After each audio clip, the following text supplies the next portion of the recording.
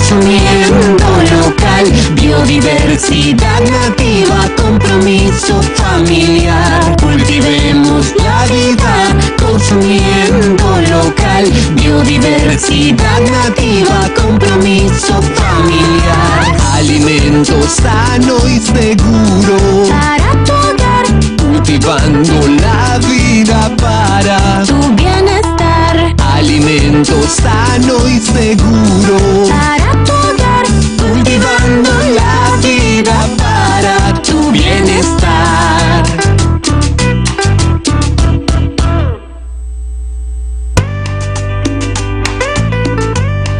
Como lo mencionaba hace un ratito, cada 15 días tenemos la posibilidad aquí en el programa de hablar de algo que está tan vinculado y relacionado con nuestra vida cotidiana.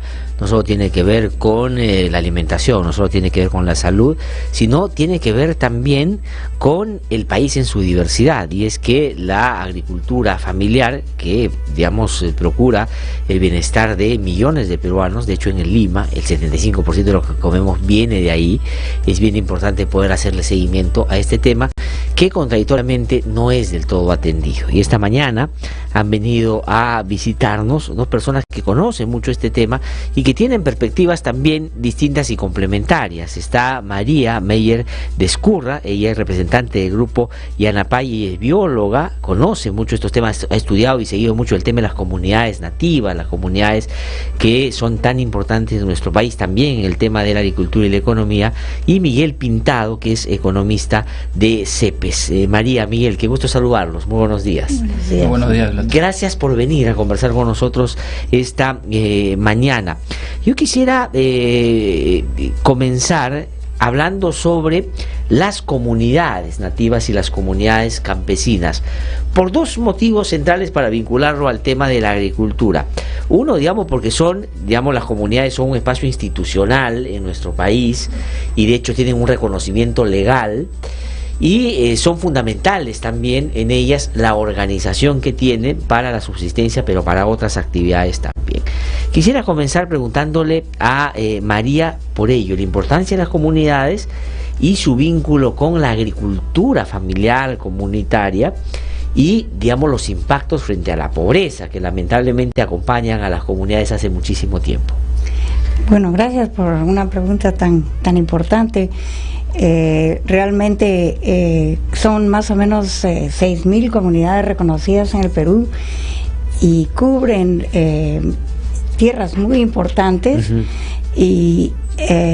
Pero están enfrentando también ellas varios tipos de embates.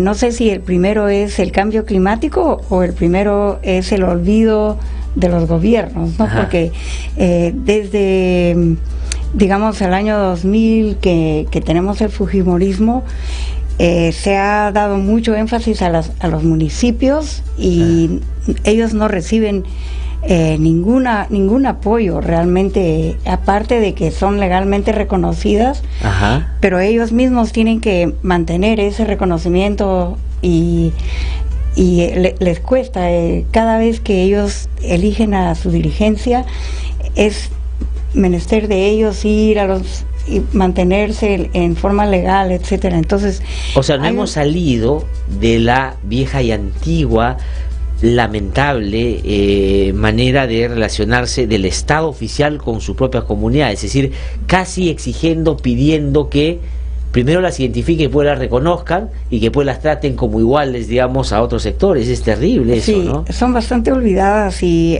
eso trae bastantes problemas para ellos.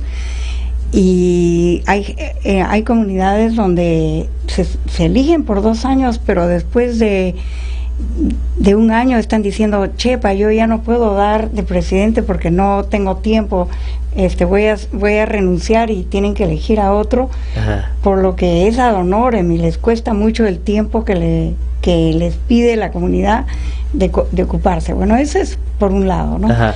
Pero el hecho de que ellos sí son responsables del manejo de la tierra, lo que los municipios no, los municipios están haciendo plazas, cemento, agua y desagüe, pero no se ocupan del manejo de la tierra. De acuerdo. y las comunidades están encargadas del manejo ese. Ahora, Entonces, por una cuestión, digamos, de tradición ancestral, de sobrevivencia y de cuidar su propia vida, ¿no es cierto? Es, digamos, un poco, porque como yo siempre digo acá, la relación que tienen los miembros de una comunidad con su territorio es distinta a la que nosotros tenemos aquí con nuestra casa o la que tenemos con nuestro departamento.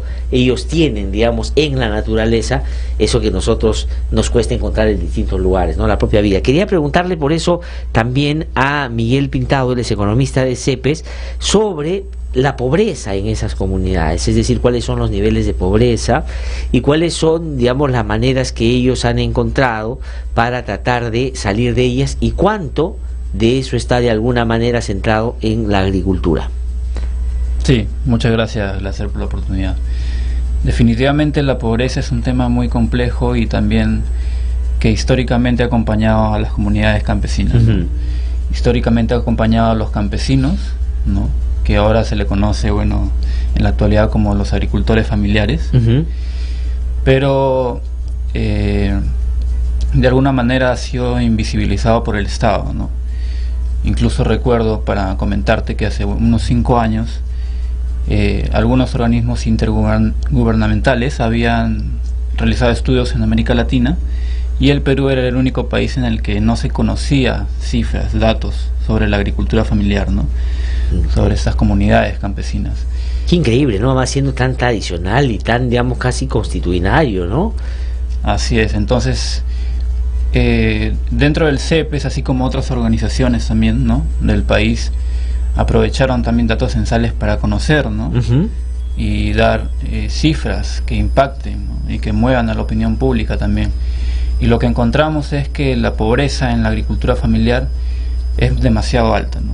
Si bien se ha reducido en los últimos años, esa cifra todavía se mantiene por encima del 30%, ¿no? He traído algunos datos para compartirte. En la agricultura familiar en el año 2010, lo que percibía mensualmente, ¿no?, un trabajador era más de 318 soles, ¿no?, por mes, y al 2016 ha subido a 434, o sea, la mitad del sueldo mínimo. Sí, o ¿no? sea, digamos, eso no alcanza para, digamos, no podría decir que porque ha habido efectivamente el incremento, ha salido de su situación de precariedad previa, ¿no es cierto? Así es terrible, ¿no? 418 soles, 10 soles, 34 soles, perdón, eso al 2016, que es la última medición que se ha hecho sobre el ingreso de estas personas.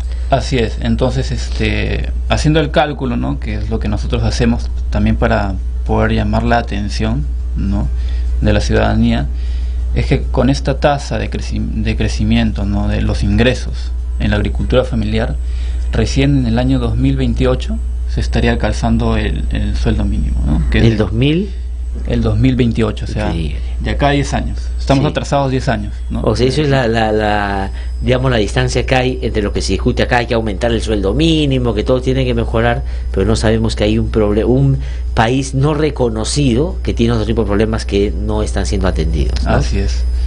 Entonces, así, ¿no? Y la situación, eso es a nivel nacional, ¿no? Ajá. Cuando lo ves por departamentos... Es más dramático, me imagino, en algunas zonas todavía, ¿no? Así es mucho más dramático. Por citarte, hemos hecho un estudio en Ancash, ¿no?, revisando las mismas cifras.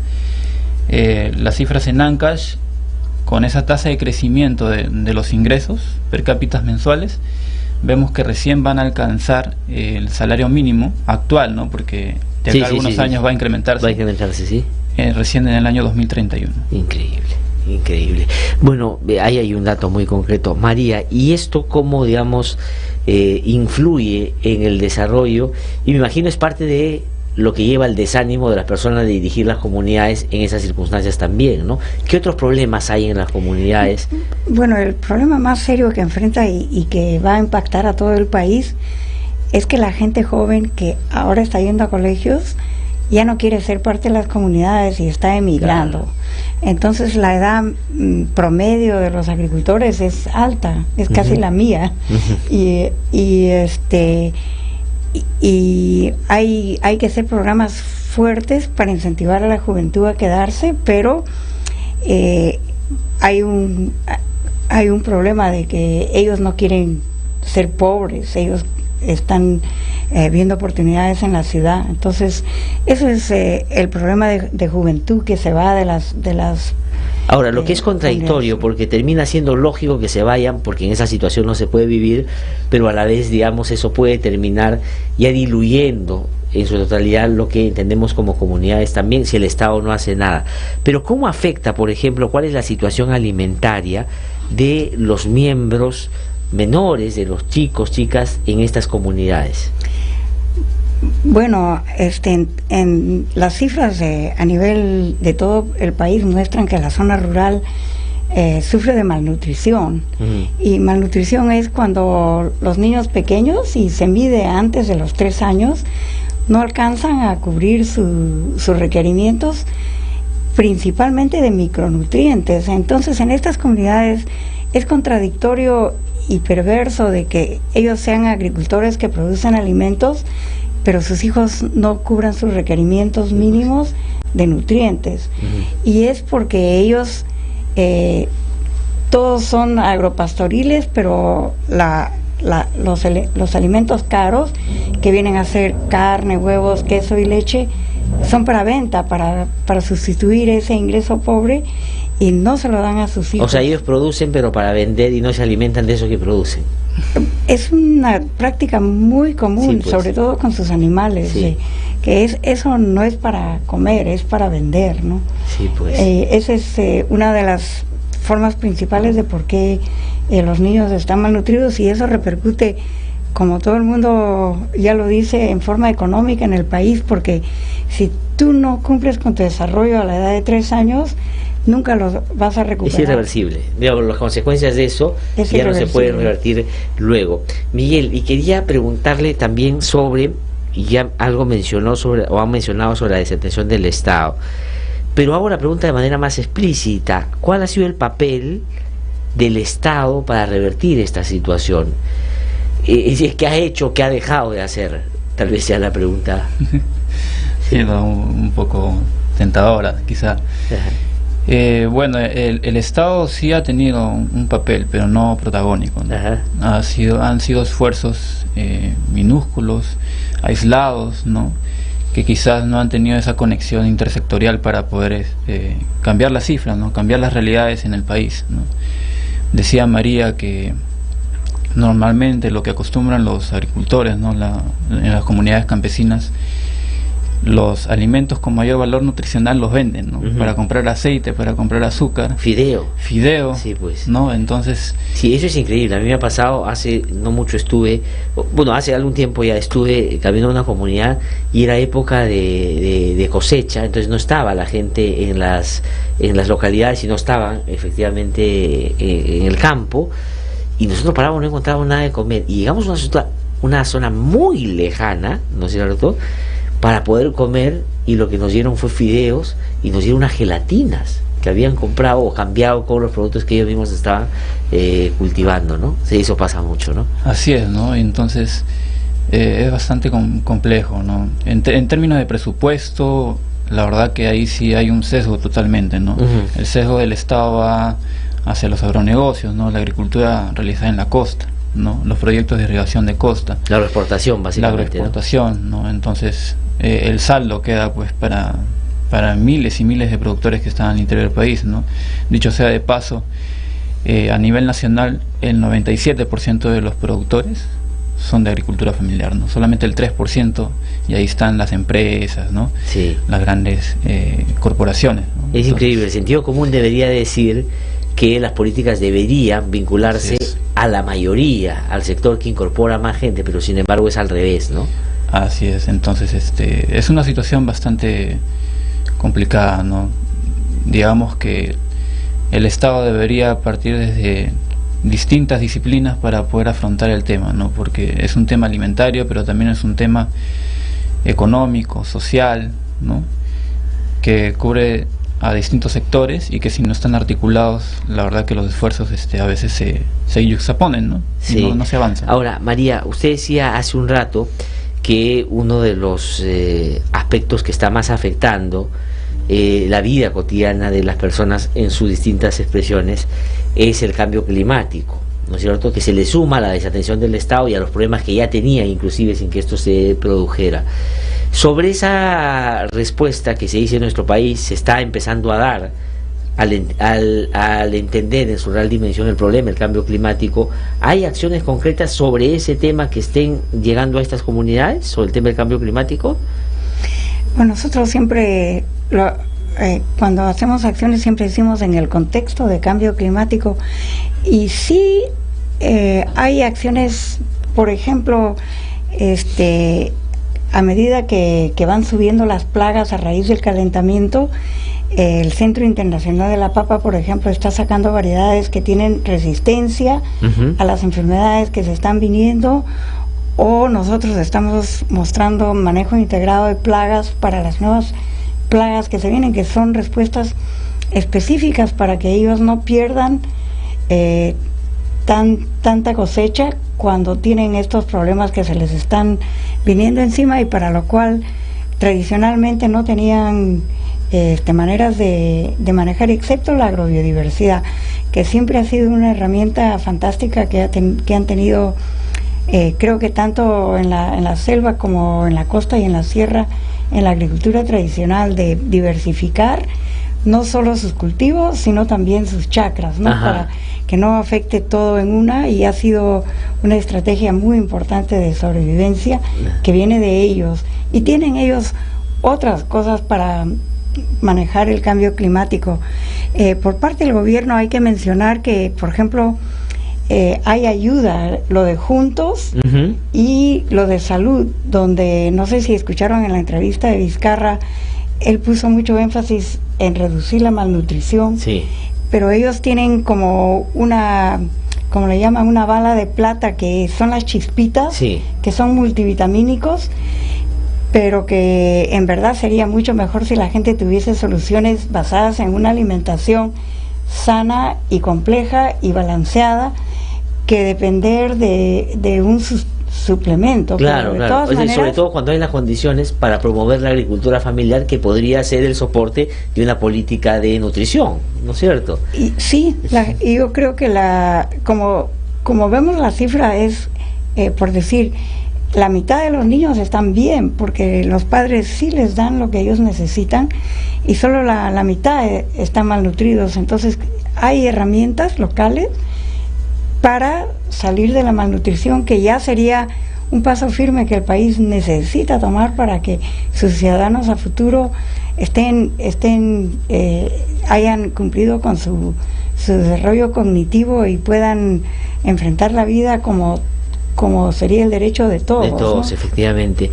Ahora, para ir terminando, quería preguntarle, Miguel, sobre qué posibilidades hay de que se empiece a mirar o prestarle más atención a los problemas que aquí bien se ha descrito con las cifras en este sector de la población, en un escenario de intento por recuperar el crecimiento económico y una apuesta básicamente, diría yo, para grandes proyectos de inversión, porque estamos ahorita en ese tema. Es decir, el gran tema ahora es cómo aceleramos el crecimiento, pero inyectando proyectos de gran envergadura. Entonces el presidente anuncia los nuevos proyectos extractivos, el mercado internacional ha mejorado un poco, pero se piensa en esa salida, no se está pensando en esta otra que incorpora a este sector, ¿no?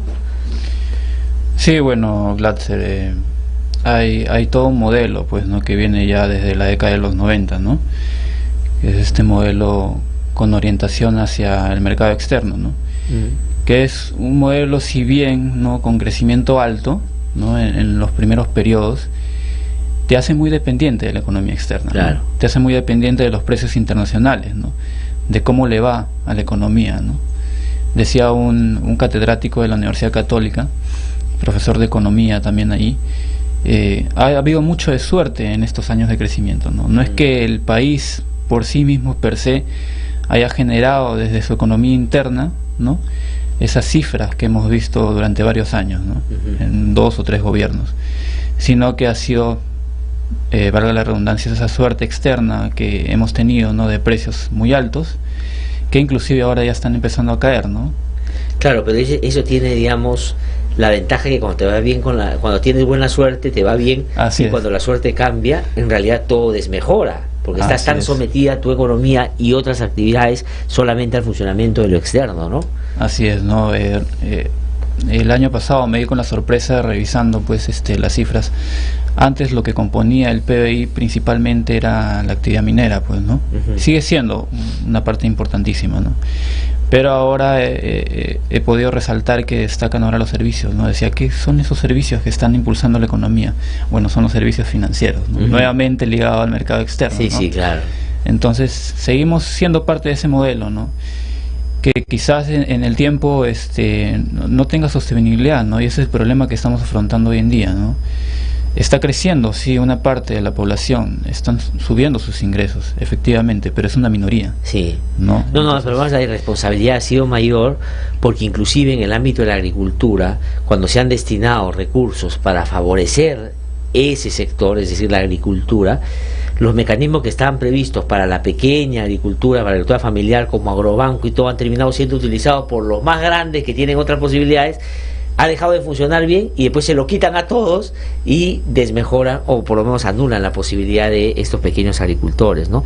Realmente es una cosa seria. No sé, María, algo para terminar porque ya estamos en la parte final del programa que quiera anotar. Bueno, la idea es que si las políticas favorecen a la pequeña agricultura, va a favorecer a, como acaba de decir nuestro compañero, a 97% de las familias, Sí, pues. mientras que ayudando a la agroexportación, que son los que ya tienen, están bien y además ellos explotan a sus trabajadores. Entonces yo creo que hay que cambiar las políticas dramáticamente, ayudaría mucho para fomentar, por ejemplo, no siempre empujar la bajada de los precios de los productos que tienen los agricultores pequeños y fomentar un mercado donde las transacciones sean más justas hacia el pequeño agricultor, ¿no? Sí, pues sí, por ahí hay que ir.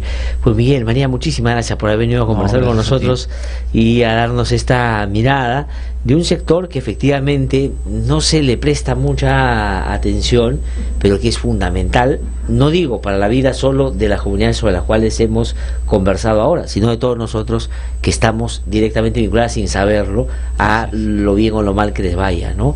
Muchísimas gracias por haber venido a conversar con nosotros. Ha sido María Meyer de Ezcurra y Miguel Pintado que han venido a conversar con nosotros esta mañana. Son las 9 en punto, tengo que ir a una pausa, regreso en un instante para entrar a nuestra hora cultural, así que no se muevan.